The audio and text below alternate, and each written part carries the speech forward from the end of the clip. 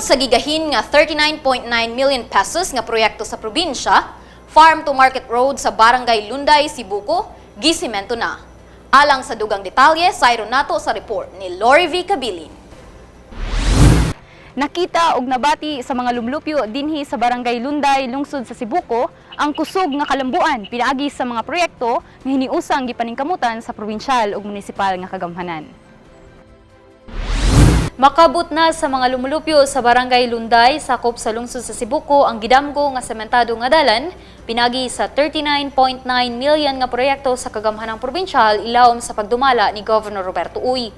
Gisugdan kaniadtong Oktubre sa miaging tuig ang pag-clearing sa maong proyekto, din kini adunay gitason nga 3.9 kilometers gikan sa Sitio Bakong hangtod sa crossing sa National Highway padulong sa Curuan, Zamboanga City. Mipadayag sa iyang gibati nga kalipay og pagpasalamat niini si Melodina de los Reyes, residente kay nakita og hinahinay na nila nga natagamtaman ang mga kalambuan sa ilang barangay ubos sa unang termino ni Mayor Joel Ventura uban sa dakong suporta ni Governor Uy, ingon man ni Congressman Isagani Amatong. Gipanghinaot niya nga mas munindot pa ang ilang kadalanan ug makongkreto na ang tanan nila nga agianan aron dili na sila maglisod sa pagdala sa ilang mga produkto. Ako'y nagpasalamat sa tanang kausaban sa among barangay nga among nakita karon sugod nga nagpungko si Mayor. Nagpasalamat kog dako Mayor, al Mayor Ventura ug si Governor Uy, si Congressman Amatong. Kung wala sila, wala sad mi makita nga kausaban sa among barangay. Ang ako lang usab gipangayo karon nga mas mo improve ang amo ang dalan nga mulusot man gikan diri paingon og Curuan o sa Sibuko man or diri sa presa, among gipangayo nga dili na ni magkalisod og dala sa amo ang mga karga nga sa agi sa among dalan nga lubak-lubak. Mipabot sab sa iyang pagpasalamat si Barangay Kagawad Margarito Santa Rita Jr. kay kini matud niya kaniadto pa nila gipangandoy.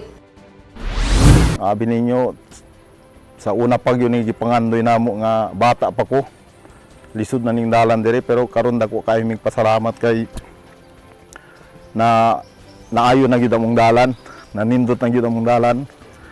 So salamat kaayo.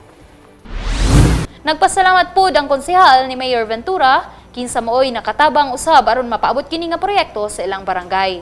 Samtang dako ang pagpasalamat ni Mayor Ventura ngadto ni Governor Uy uban sa kauban niini nga mga opisyales sa probinsyal nga kagamhanan tungod kay gihatag gyud niini ang proyektong infrastruktura nga labing gikinahanglan sa kabarangayan sa lungsod sa Sibuko, ilabi na sa Barangay Lunday.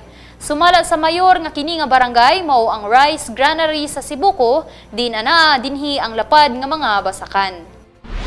So dako kalipay ang mga tao diri, bisan ako isip mayor sa Sibuko, dako akong kalipay sa naangko namong proyekto.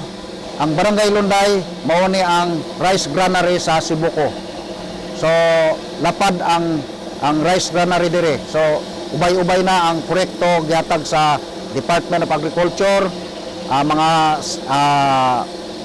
planting inputs sa palay o karon naabot ang ilahang mechanical dryer. Gikan dinhi sa Barangay Lunday, Sibuko, Zamboanga del Norte, Lori V. Cabilin sa Zamboanga del Norte Provincial News Network. Ang dapig sa kamaturan, duyog sa kalambuan. Magpabiling updated sa mga pinakaulahing kalambuan ning atong probinsya. I-like ug i-follow ang among Facebook page ug mag-subscribe sa among YouTube channel. Kini si Regine Cabilin alang sa Zamboanga del Norte Provincial News Network. Ang dapig sa kamaturan, duyog sa kalambuan.